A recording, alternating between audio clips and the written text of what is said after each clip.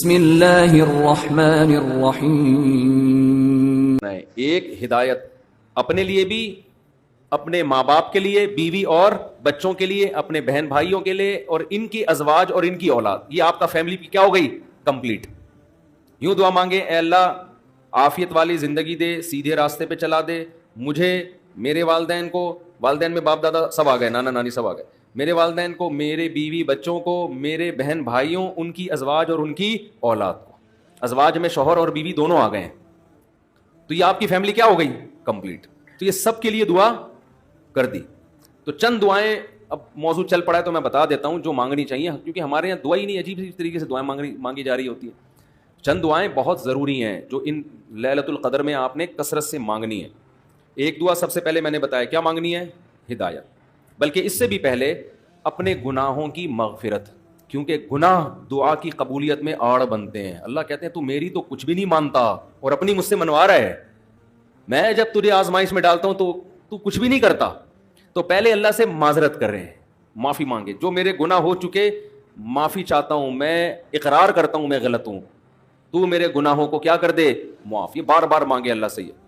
یہی ہے انک عفو تحب العفو فاعف عنا. اور دل میں نیت کریں اللہ میں تجھ سے وعدہ کرتا ہوں آئندہ میں گناہ نہیں کروں گا. شیطان ایسے موقع پہ کہے گا بھائی تو کر لے گا تو کیوں جھوٹے وعدے کر رہا ہے؟ تو شیطان کو بولے تو اور میں جانوں اللہ جانے تجھے کباب میں ہڈی بن کے تجھے کیا تکلیف ہو رہی ہے. یہ شیطان نا ایسے موقع پہ یہ کرواتا ہے تاکہ منہ سے بات بھی اچھی نہ نکالو آپ. شیطان آئے گا اور کہے گا کہ بھائی تو دعائیں مانگ رہا ہے کہ تو میں دوبارہ نہیں کروں گا، تو نے کرنا تو ہے یہ کام دوبارہ، کیوں اپنے آپ کو دھوکہ دے رہا ہے؟ تو آپ شیطان سے کیا بولو، بھائی میرا معاملہ اللہ کا معاملہ، تیرے کو بیچ میں تکلیف کیا ہو رہی ہے؟ جیسے میں جب شادی کر رہا تھا تو لوگ محلے والے کہہ رہے تھے مفتی صاحب کو کیا ہو گیا، پھر تیسری شادی کر رہے ہیں. تو ایک صاحب نے کہا بھائی اپنے خرچے پہ کر رہے ہیں، لڑکی کے ابا راضی ہیں، تو آپ کو تکلیف کیا ہو رہی ہے؟ ان کے گھر والوں کو ہو تو سمجھ میں آتا ہے. تو یہی بات شیطان کو سمجھا دیا کریں. صحیح ہے، یہ وسوسے ڈالتا ہے شیطان عمل سے روکنے کے لیے. تو بھائی جب بعد میں خدا نخواستہ ہو گیا تو دوبارہ توبہ کر لیں گے. اب یہ تھوڑی کہ اگر ہونے کا خطرہ ہے تو ہم کوئی اچھا کام ہی نہ کریں، باقی اچھے عمل بھی چھوڑ دیں اس چکر میں کہ ہم سے تو گناہ ہو جاتا ہے تو اب ہم کیا، ہمیں کیا. بھائی ہو جاتا ہے تو جب ہوگا تو دیکھا جائے گا، ابھی تو نہیں ہو رہا نا، ابھی تو جذبہ نہیں کریں گے بس. تو پہلے کیا کرنا ہے؟ گناہوں سے توبہ. اس کے بعد ہدایت کی دعا. سب سے بڑی ضرورت کیا ہے؟ سیدھے راستے پر چلنے کی توفیق. اس میں اپنے لیے، بیوی بچوں کے لیے، اپنے والدین اور بہن بھائی اور ان کی ازواج اور اولاد، یہ پورا بڑے بڑے رشتے کور ہو گئے اس میں، ٹھیک ہے نا. پھر تیسرے نمبر پر دین کی خدمت کی دعا کہ اللہ ہم سے دین کا بہت کام لے لے، کیونکہ علماء کے لیے تو سب سے بڑا کی فضیلت ہی یہی ہے کہ اللہ ان سے دین کی خدمت لے لے. وہ دنیا میں کاروبار کے لیے نہیں ہے، شادیوں کے تو ایک ضمنی چیز ہے، اس کے لیے شادیوں کو پروموٹ کرنے کے لیے ضرور ہے کیونکہ وہ بھی دین کا ایک حصہ ہے. ابھی ہمارے حضرت مفتی رشید احمد صاحب کہتے تھے علماء کو خود شادیاں نہ کرو، لوگوں کو ترغیب دو. لوگ کہتے تھے حضرت جب ترغیب کیسے دیں جب خود نہیں کرے گا، خود کرو گے تو دین کے کام کے قابل نہیں رہو گے. اتنے جھگڑے ہوں گے نا کہ بس اسی کام کے رہ جاؤ گے اور کسی کام کے نہیں رہو گے. تو البتہ یہ سنت ہے ضروری، تو لوگوں کو ترغیب دو، لیکن وہی بات ہے کیسے ترغیب دیں. لوگ کہیں گے خود کر نہیں رہا. تو اے اللہ دین کا کام مجھ سے بہت زیادہ لے لے. تاجر ہے وہ بھی دعا کر سکتے ہیں دین کا کام لے لے، اللہ اس کے مال سے مدارس بنوا دے، مسجدیں بنوا دے، یتیم خانے کھلوا دے، تو کتنی بڑی بات ہے. چوتھی دعا عافیت کی.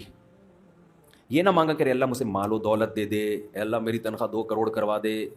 اس طرح کی دعائیں یہ جزیات ہیں، ہدف کو فوکس کرنا چاہیے.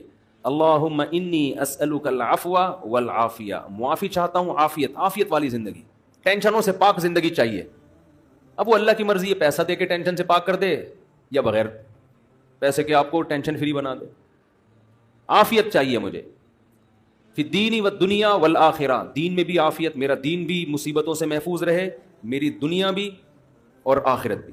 وفی اہلی ومالی، میرے گھر بار بھی پریشانیوں سے محفوظ رہے، بیوی بچے بھی، ومالی اور میرا مال بھی مصیبتوں سے محفوظ رہے. مالوں پہ ہلاکتیں آ جاتی ہیں، فیکٹریوں کو آگ لگ جاتی ہے. تو یہ بڑی جامع دعا ہے، سمجھتے ہو.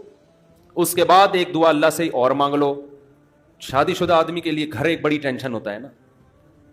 وہ کہہ سکتا ہے کہ میں اللہ سے مصیبت سے پناہ مانگ رہا ہوں، تو مصیبتیں تو میں نے گھر میں خود پالی ہوئی ہیں. شادی شدہ لوگ، بعض لوگوں کی یہ رائے ہوتی ہے. تو یوں دعا مانگو، ربنا ہب لنا من ازواجنا وذریاتنا قرۃ اعین، اے اللہ ہمیں ہماری ازواج یعنی بیویوں اور اولاد کی طرف سے آنکھوں کی ٹھنڈک. یہ دعا عورت بھی مانگ سکتی ہے کیونکہ زوج کا لفظ بیوی پر بھی اور شوہر پر بھی. آنکھوں کی ٹھنڈک دے, ان کو ہماری آنکھوں کی ٹھنڈک بنا دے. جب ہم گھر آئیں تو خوشی ہو, میری وائف بیٹھی ہوئی ہے ماشاءاللہ, میرے بچے بیٹھے ہوئے ہیں, خوشی ہو.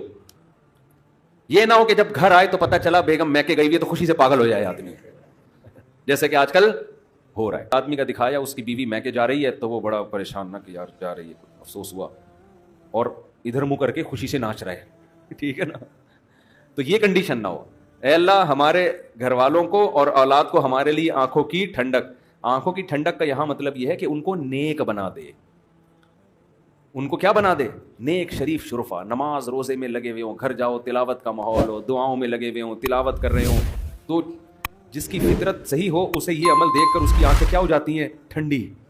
اور اگر آپ گھر میں گئے, بیگم صاحبہ ڈرامہ دیکھ رہی ہیں, سین چل رہا ہے بڑا ٹائٹ قسم کا نا, اور بچے بھی پب جی پہ لگے ہوئے ہیں, فلمیں دیکھ رہے ہیں, میوزک سن رہے ہیں, خدا کی قسم اس سے آپ کی آنکھیں ٹھنڈی نہیں ہوں.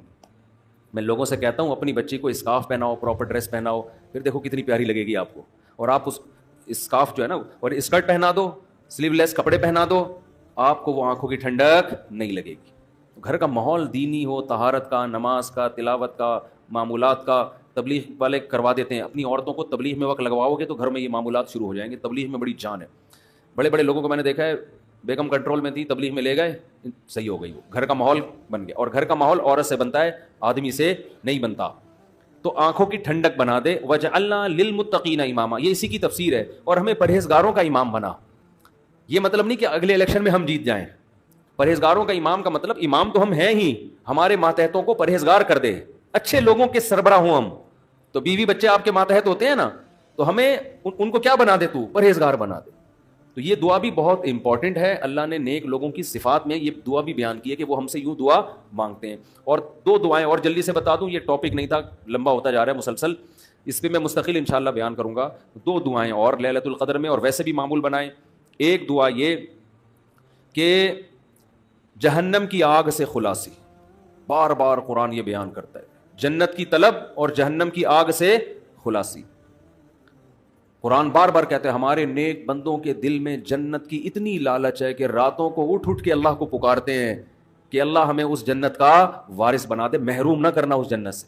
جن کا آخرت پر ایمان نہیں ہے نا, انہوں نے جنت کو دوسرے درجے پہ رکھا ہوا ہے. میں بھی ہو سکتا ہے جنت ہو, مل جائے تو ٹھیک ہے, اس طرح سے مانگ رہے ہوتے ہیں. آپ مجھے بتاؤ دنیا میں آپ کو کوئی ایسا پیکج دیا جائے کہ یہ کر لو تو تمہیں پھر اس کے بدلے میں یہ ملے گا, اس میں 1000 گز کا بنگلہ ملے گا, اور ایسا بنگلہ ہوگا, کروڑوں روپے کا بنگلہ ہوگا, اس میں پھر تمہاری بڑی اچھی شادی ہو جائے گی, بہت خوبصورت بیوی ملے گی تمہیں, اور اس میں تمہاری خوراک ایسی ہوگی, تمہاری جوانی 100 سال تک رہے گی, ہے بھائی, اور تمہیں جناب کروڑوں کروڑوں روپے کی گاڑیاں ملیں گی. یعنی جنت کے 10ویں حصے کی بات اگر ہم سے کی جائے دنیا میں, تو میرا خیال ہے سارا دن اس کی تلاش اور طلب کے علاوہ ہمارا کوئی کام نہیں ہوگا, کیونکہ یقین ہے نا اس دنیا کو دیکھا ہوا ہے, آخرت کو دیکھا نہیں ہے.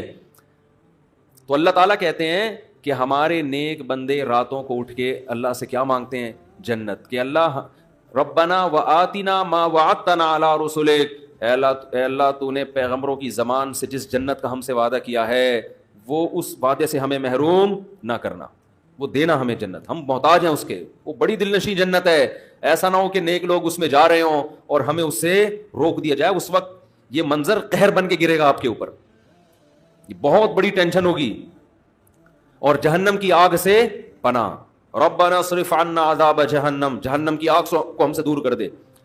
تو یہ چند دعائیں ہیں جو مانگا کریں پابندی کے ساتھ. سمجھتے ہو کہ نہیں سمجھتے؟